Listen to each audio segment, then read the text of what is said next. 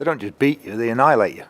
Quite a few of the players were wide-eyed at half-time when they came in and said, seen it on television every week, but seeing it firsthand, they couldn't believe how good the players were that they were up against tonight. It's going to sound a silly question, but what are your thoughts about that? I don't think we could have done too much more tonight with the quality that was out there. One or two of the goals we'll pick apart defensively and should have done better, especially the first one. But in terms of the gulf between the two teams, it's just far too much for us to comprehend and to make up tonight. And we're talking about Manchester United, Arsenal, and Chelsea trying to bridge the gap between the top, them and the top three. Well, halfway down League One, we've got no chance. So, I mean, the second leg, how will you approach that? Is it just, you're still, you think your players will still enjoy it? We'll just celebrate the same as this one. It's not about tonight, it's about the achievement of Burton Albion reaching the semi-finals of a League Cup or Carabao Cup, whatever, a major cup competition. And that's why we had several thousand supporters here tonight celebrating the fact that we probably will never be here again. And that's how, in our history, that's how big the achievement is for us to make it to this point. And there's a lot of clubs never been to a semi-final. Never. And we've achieved one. Hate losing 9-0. Not nice. But I think with what they had on the pitch tonight, it was nothing more than we expected. Nigel, Michael from ITV Central, you must have known you were going to be up against something very difficult, something special, but were you surprised at all by the relentless wave after wave of attack? They didn't stop at all, did they? No, they don't. That's what makes them so good. They're professional and they keep going. They don't ease off at any point, which Spurs didn't at Tranmere, and that's one of the differences between the top teams. And they don't just beat you, they annihilate you. And it's not very pleasant when you're on the other end of it, but that's what they're capable of. And that front five, just said to the players in there, if the front five are playing in the semi-final of the Champions League, if they get there in a couple of months' time, they'll give Real Madrid problems, or whoever they're playing. So they're going to give us problems. I actually thought our goalkeeper made a couple of good saves tonight. I don't think he's cost us a goal and he's conceded 9. But massive learning experience for the young players especially. Reece Hutchinson, 18 years old at left back. Great experience. We can't give them that. We can't buy them that experience. And hopefully they'll take something from it. Not tonight, it'll take a few days because it hurts when you lose by that many. But when we sit down in a week or so, everybody will take a lot from tonight. I say it wasn't about the game tonight, it was just about the achievement of getting there for the club. Anybody else? Oh, there's a lady at the front, steady, Rich, steady. Oh, he's ignored you. He's gone straight past you. Nigel, Yes, go on. Nigel, at what point did you start thinking about Gillingham on Saturday? With regards to substitutions and stuff like that, did you start? Well, before the game, really, we knew Liam Boyce wasn't ever going to play 90 minutes.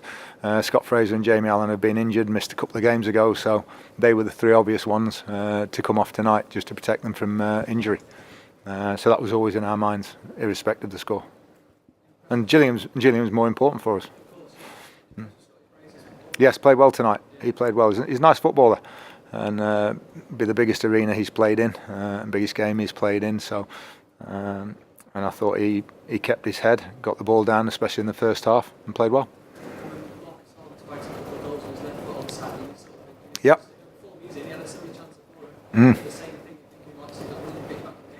If we wanted to drop to anybody at the moment after his hat trick at Rochdale, it was him. But he just got underneath it and went over the bar. But great chance. Don't think it would have affected the outcome too much of the evening, but it would have been nice to score a goal. We had a couple of little forays and it never quite dropped. But yeah, it's bad luck for him that he just put it over.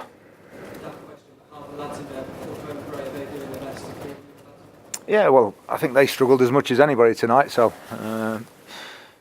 and it's funny because they found that they didn't have anybody to mark for large periods of the evening, and that's the danger.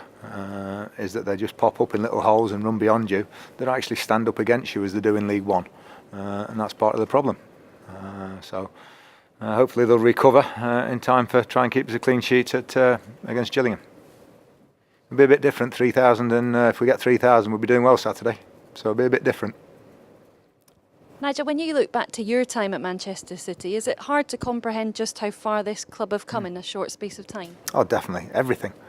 It's quite a long time though. It's not, unfortunately, it's not a short space of time. It's a good number of years now, 20 odd years. But I think every single aspect of the club, I think the strength of what they've done is they've done it from the bottom as well. I think from the academy all the way through.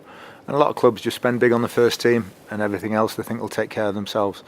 I don't think they've done that. I think we're very fortunate to work with somebody called Tom Glick at Derby, and he came here to Manchester for a few years. He's just gone back to the States. And we know how good he was at his job, and all the way across the board, I think the club is on an incredibly good footing, which with the finances they've got available to them. It doesn't always happen, but I think that's what makes them so formidable. Nigel, you talked about in your pre-match press conference about the players learning a lot from the players that they're going to be playing against, and you were going to learn a lot from the man you were up against in the technical area.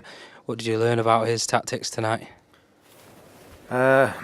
If you can spend about 500 million on players, it helps, because they're the best players some of the best players in the world out there. And then you give them the freedom and the confidence to play as they do and express themselves, and then you get what you see tonight. And no disgrace in what happened to us. You know, they put 5, 6s and probably more past Premier League teams on regular occasions. So I think quite a few of the players were wide-eyed at half-time when they came in and said, seen it on television every week, but seeing it firsthand, they couldn't believe how good the players were that they were up against tonight. They couldn't believe it.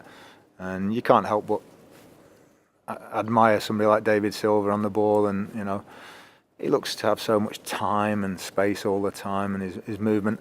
And what the lads said was, they don't seem to be running their lads some of the time. They just seem to glide around the pitch, and you know, it's very, very easy for them, I think, when they're that good.